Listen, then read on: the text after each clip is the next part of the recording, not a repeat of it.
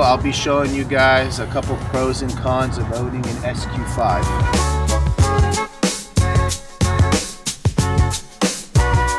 Originally, I was planning on making a literally complete different video for this week.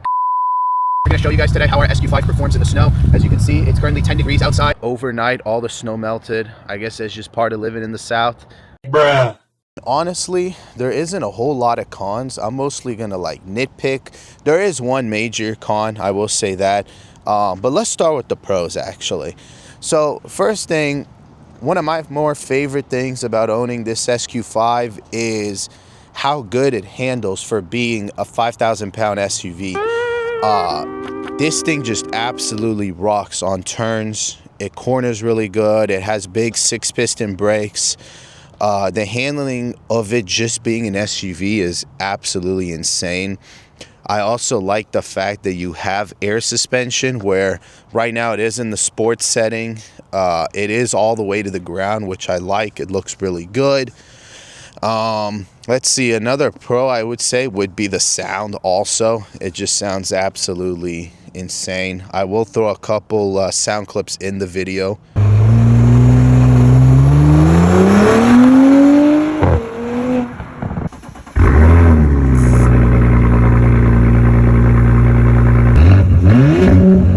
Another pro of this car would be the reliability. I know a couple people are gonna be like, well, it's an Audi, it's unreliable, and that's actually not entirely true. We currently almost have 90,000 miles on this car. I haven't had any issue. As long as you keep up with the maintenance, they are pretty reliable. I also had a couple Audis previously with way higher mileage, closer to the 200,000 range. Haven't had an issue really. These things are surprisingly really reliable as long as you maintain them. Now, I will say one of the biggest cons of owning this car, I know I said reliability wise they're really good, and that is true. However, the maintenance, one of them is this car is an absolute nightmare to work on. It is not fun. It is not encouraging. I highly don't recommend you own these cars unless you know what you're doing, because you're going to be spending thousands of dollars in just minor repairs. For instance, here's one of them. That's my biggest pet peeve. Just to do these 3 spark plugs right here, you got to remove part of the ECU just to get to it, and a whole bunch of other stuff, which instead of a 15-minute job to do spark plugs turns into a 2-hour job now. Also, oil is really expensive. They do consume a lot of oil. That's just part of the car. I'm trying to think also, just generic maintenance too is really expensive owning these vehicles. That's probably why they don't have the best reputation when it comes to maintenance. As you guys can see, we're almost at 90,000, a little bit short. Just doing oil changes, brakes, and tires. Just generic maintenance. And guys, this is probably my biggest pet peeve of owning this vehicle, would be strictly the infotainment system and the lack of features you get for the money. This is an $85,000 car, brand new, and I don't even get cooled seats, a heated steering wheel, or heated seats in the rear, which I all have on my Acura and my Jeep, which are 20-30K less than this car, which is kind of sad. Also, the infotainment system, as you guys can see, is really not just ugly, it is laggy sometimes. It's not a touchscreen. It's not a touchscreen either. And going to do Bluetooth, for instance, it takes so long just to connect your phone. And that's kind of sad for it being a 2020, and like I said, an $85,000 car, brand new. I feel like Audi should have put way more features in it. I mean, you do have some cool things like the heads-up display. I don't know if you guys can see it. I will focus right now. Now, you do have a couple cool features. I'm not gonna bash the whole interior because I can't. It is an Audi too. It is super luxurious in here. I do like that this car can park itself, even though I've never tried it. I don't trust it, to be honest. The camera is really good. Actually, my girl has tried this because she doesn't know how to park a car. So it is helpful for her. Also, I do like the LED lighting and mood you could set in this vehicle.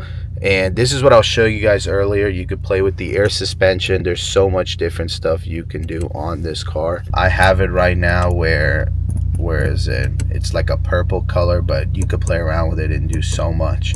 It's hard to see now, guys, but at night it would be a lot easier to see. Another good thing I love about this car, though, with it, the interior is the seats. They are just super comfy. You got this full like Napa leather.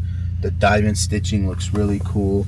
Also, you do have full carbon fiber in this car, and the suede Alcantara just looks really pretty. Another thing I love is the sound system, the Bang & Olufsen.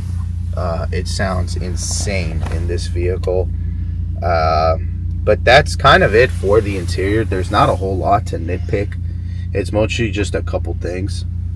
I'm gonna just show you a little bit more of the sound of how it sounds in the vehicle. I don't know if you guys can hear the pops or the shift. Yeah, it's loud on this car. I mean, it sounds like a grenade. It sounds really good. Sounds absolutely insane, actually. Only thing I've done to the exhaust too is just a muffler and resonator delete, so nothing much. I did cut the valves off also, which is kind of annoying in the sense that I can't even use the system in the infotainment to switch it between comfort just because I cut the valves off, but it does sound insanely good for an SUV. It also has insane pickup too. As you can see, we'll go on this road right here, and just like that, you're at 60. Super quick for an SUV.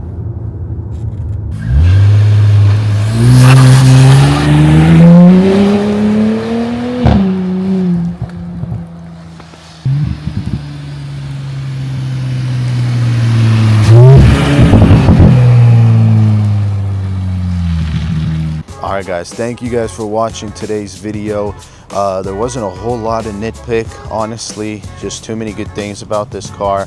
But let us know down in the comments below what you guys would like to see us do with this SQ5, if you guys want to see us build it or whatnot. But thank you guys for watching, as always.